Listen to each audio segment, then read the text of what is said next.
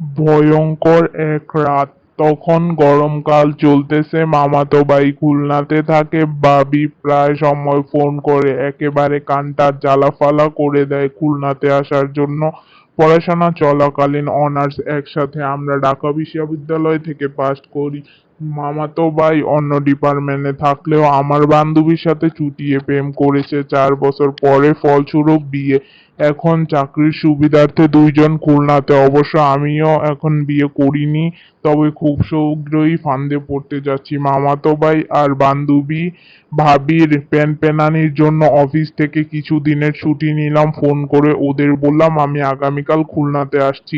যাক, প্ল্যান মতো সব ঠিকঠাক করে গুছিয়ে নিলাম। ভাবলাম রাতে রওনা হব, কারণ এক তো গরম কাল, তার উপর দিনের বেলাতে প্রচন্ড রোদ। ড্রাইভারকে ঠিকঠাক ভাবে বলে দিলাম আমি আজ খুলনার পথে রওনা হচ্ছি। সন্ধ্যায় খাবার খাওয়ার পর মা আমাকে যথারীতি সাবধানে যাওয়ার উপদেশ বাণী দিতে লাগলো, সাথে কিছু মাদুলিও দিল। আমি তো ওটা দেখে অবাক হয়ে গেছি। মা, তুমি তো সেই আগের মানুষই রয়ে গেলে। এসব তাবিজ কবুজ কেউ এখন বিশ্বাস করে? মা সোজা জবাব দিল, কেউ বিশ্বাস করুক আর না করুক, আমি করি। তুই এটা সাথে করে খুলনা নিয়ে যাবি। আর কি করার, যথারীতি মায়ের হুকুম মেনে নিতে হবে। তাই নিয়ে নিলাম। আমার ড্রাইভার কাদের গাড়িতে গিয়ে উঠলো। গাড়িতে রাত 9টার সময় বাজে। ঢাকা শহরের কোলাহল থেকে বেশ খানিকটা দূরে চলে এসেছি। এমনিতেই ভরা পূর্ণিমার রাত, তার উপর লং ড্রাইভ, বেশ রোমান্টিক দিয়ে যাচ্ছে বটে। ড্রাইভার পাশের সিটে বসেছি আমি। পুরো গাড়িতে আমি আর ড্রাইভার, কাদের ছাড়া কেউ নেই। মাঝে মাঝে কাদেরের সাথে কথা হচ্ছে, আর 100-তে 120 বেগে গাড়ি ছুটে চলছে। কাদের কিছুক্ষণ পর একটি গানের সিডি বের করে বাজাতে লাগলো। এমনই সময় ফোনটা বেজে উঠলো। ছোট আপু ফোন করেছে। হ্যালো জুথি, বল। ভাইয়া, তোরা কতদূর? এখন একা যেতে কোনো সমস্যা হচ্ছে না তো? আমার জবাব, আর না, টেনশন নিস না, পৌঁছে ফোন দিব। আর বাবাকে একটু বুঝিয়ে বলিস। রাখিস। ফোনটা রেখে দিলাম। ফোনটা রাখতে রাখতে জীবন নিয়ে কেমন যেন বৈচিত্র্য অনুভব হতে লাগলো। ছুটে চলা জীবনের গাড়ি শো শো শব্দে নাচিকতার গানটার মতো হয়ে গেল। রাত বলে যায় যায়, ডাক দিয়ে যায় চোখেরও পাতায়, যেন কত কিছু ভেসে উঠেছে। শো শো করে গাড়ি চলতে লাগলো, আর জ্যোৎস্না ছড়াচ্ছে রাত। রাত 11টার মতো বাজছে। কাদের বলল উঠলো, স্যার এখন ফেরি পার হব, টাকা পয়সার হিসাব চুক্তি কিছুক্ষণের মধ্যে দিয়ে আমরা ফেরিতে উঠলাম। কিছুক্ষণ সময় পর ফেরিটা ছাড়লো। গাড়ি ভোরে আস্তে আস্তে টান দিল। তারপর এক সময় মাঝ নদীতে জ্যোৎস্না চাঁদ চাঁদনি, এই নদীর পানি যেন অপরূপ রূপের শোভা ছড়াতে লাগলো। কাদের বলল, স্যার দেখেছেন কত সুন্দর লাগছে চাঁদ আর নদীর পানি ঢেউগুলোতে।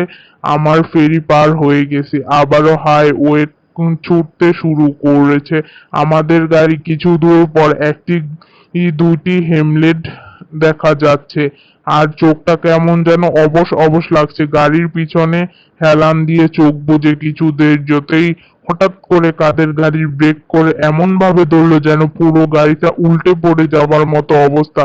এ কি হচ্ছে কাদের? এত জোরে কেউ গাড়ি ব্রেক করে?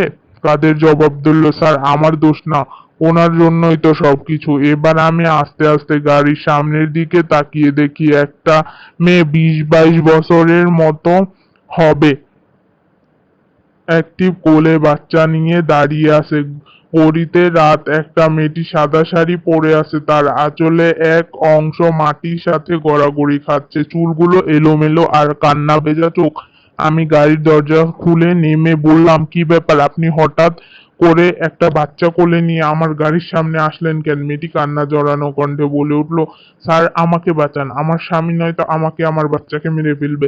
আমার মতো বাড়িতে পালিয়ে এসেছি, সামনেই আমার বাবার বাড়ি, আপনি দয়া করে আমাকে একটুখানি গাড়িতে নিয়ে চলুন। আমি বললাম, দেখুন, আপনি পথ থেকে সরে দাঁড়ান, আমি আপনাকে গাড়িতে নিতে পারবো না।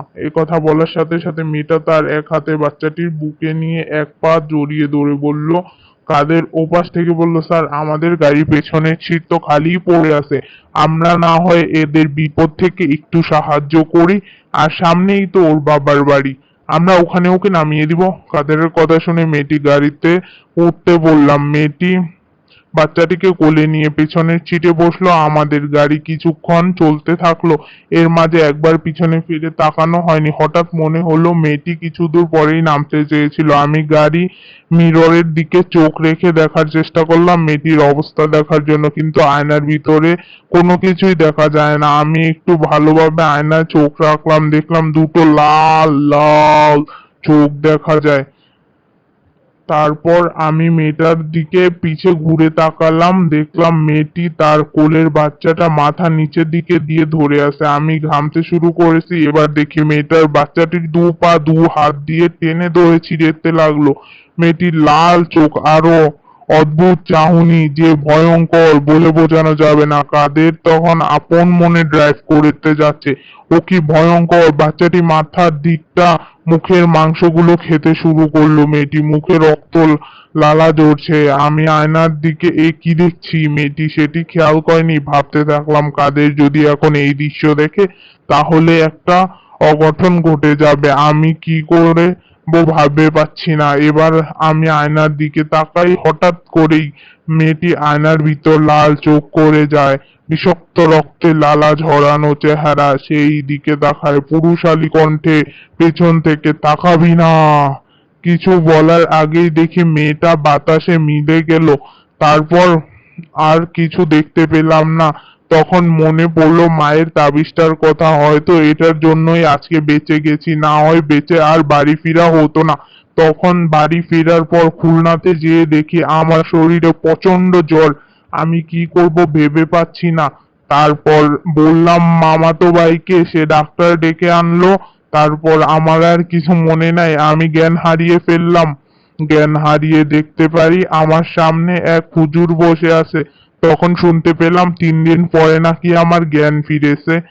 কিন্তু ওই দিন কিছু হয়নি। তারপর আমি এই সব কিছু খুলে বললাম ঘটনাটা মায়ের কাছে। তারপর মা বলল আর কোনোদিন রাতে বাসা থেকে বের হবি না। তো আপনাদের কাছে গল্পটা কেমন লাগছে সবাই কমেন্ট করে জানাবেন, এবং গল্পটা ভালো লেগে থাকলে চ্যানেলটিকে সাবস্ক্রাইব করে পাশে থাকবেন। আশা করি আপনাদের কোনো গল্প থাকলে এটা কমেন্ট বক্সে বলে যাবেন, আমি ওই গল্পটাও বলে দেওয়ার চেষ্টা করব। আর কোনো জায়গায় কোনো ভুল হয়ে থাকলে ওটাও কমেন্ট বক্সে বলে যাবেন। ভিডিওতে লাইক করবেন, কমেন্ট করবেন, সাবস্ক্রাইব করবেন চ্যানেলটি। সবাই ভালো থাকবেন, সুস্থ থাকবেন, নতুন গল্প আসা পর্যন্ত অপেক্ষা করবেন।